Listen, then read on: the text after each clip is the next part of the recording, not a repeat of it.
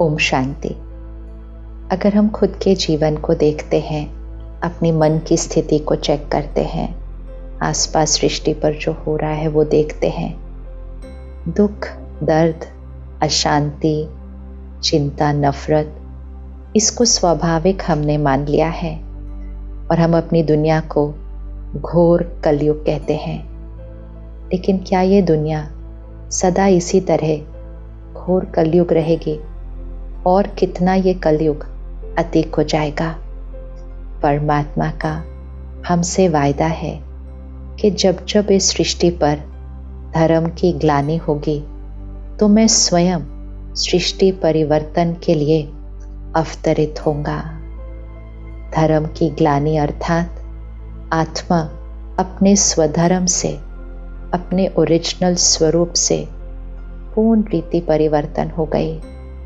काम, क्रोध, लोभ, मोह, अहंकार, ईर्ष्या, द्वेष, इसको ही अपना संस्कार मान लिया और फिर जैसा संस्कार वैसा ही संसार होगा। तो संसार कलयुगी रात्रि के दौर से गुजर रहा है और अब ये सिर्फ रात्रि नहीं रही, अब ये घोर रात्रि हो गई है। लेकिन घोर रात्रि के बाद सवेरा तो आना ही है, कलयुग के बाद सतयुग तो आना ही है। लेकिन ये सतयुग आएगा कैसे? हम आत्माएं जो अपने धर्म से पूर्ण रीति हट चुकी हैं, धर्म अर्थात आत्मा का निज धर्म, आत्मा के मूल संस्कार, हम वापस अपनी वो संपूर्ण पवित्रता, शक्ति, प्यार, उस स्थिति पर हम वापस कैसे पहुंचेंगे? क्योंकि सतयुगी संसार लाने के लिए तो सतयुगी संस्कार चाहिए। तो सतयुगी संस्कार हमारे बनेंगे कैसे? इसीलिए इस घोर रात्रि के समय ही परम धाम से निराकार परमात्मा शिव, निराकार परम आत्मा शिव, ज्योति बिंदु है ना, शिव जिसको हम प्यार से शिव बाबा कहते हैं, निराकार परमात्मा शिव स्वयं इस रात्रि के समय ही इस सृष्टि पर अवतरित होते हैं। इसीलिए हम कहते हैं शिव रात्रि, रात्रि के समय अवतरित होते हैं ना, इसीलिए महाशिवरात्रि। निराकार परमात्मा शिव सृष्टि पर अवतरित होकर हमें ज्ञान की बूंद बूंद समझाते हैं, अर्थात हमारे बुद्धि रूपी कलश में ज्ञान की बूंद हर रोज हर रोज हर रोज परमात्म ज्ञान की बूंद बुद्धि रूपी कलश में पड़ती जाती है। इसीलिए तो शिवलिंग के ऊपर एक कलश दिखाते हैं और जिससे जल की बूंद बूंद बूंद बूंद पड़ती जाती है।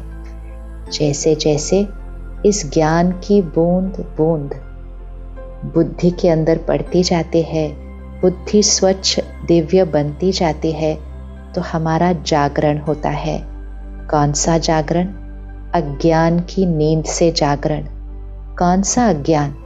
सबसे पहले ज्ञान की बूंद जो पड़ती है वो ये, मैं शरीर नहीं हूँ, मैं ये नाम, ये पढ़ाई, ये पोजीशन, ये संपत्ति, ये रिश्ते, ये सब कुछ मेरा है, लेकिन ये मैं नहीं हूँ।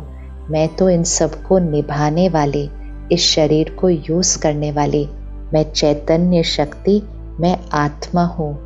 ये पहली ज्ञान की बूंद हमारा जागरण करती है। हम अज्ञान की नींद में सोए हुए थे, इन सारी चीज़ों को ही मैं समझ लिया था। दूसरी ज्ञान की बूंद कि समय कौन सा चल रहा है? सृष्टि परिवर्तन का, कलयुग का समय चल रहा है, लेकिन बहुत जल्दी सतयुग हम सबको मिलकर बनाना है।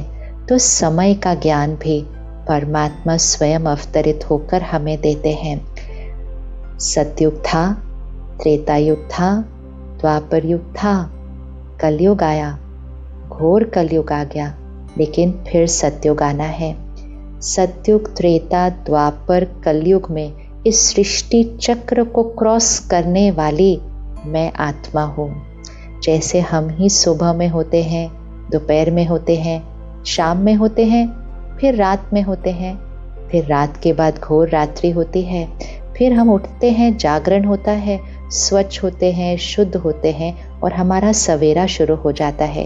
ये 24 घंटे का चक्र रोज चलता है। इसी तरह सृष्टि चक्र में मैं आत्मा ही सत्युगी दिव्य आत्मा थी।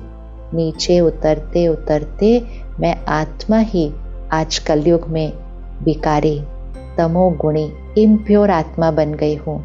ये ज्ञान की बूंद पड़ते ही जागरण होता है, क्योंकि हमने तो समझा हम कमज़ोर हैं, हम शक्तिहीन हैं, हम कुछ नहीं कर पाते।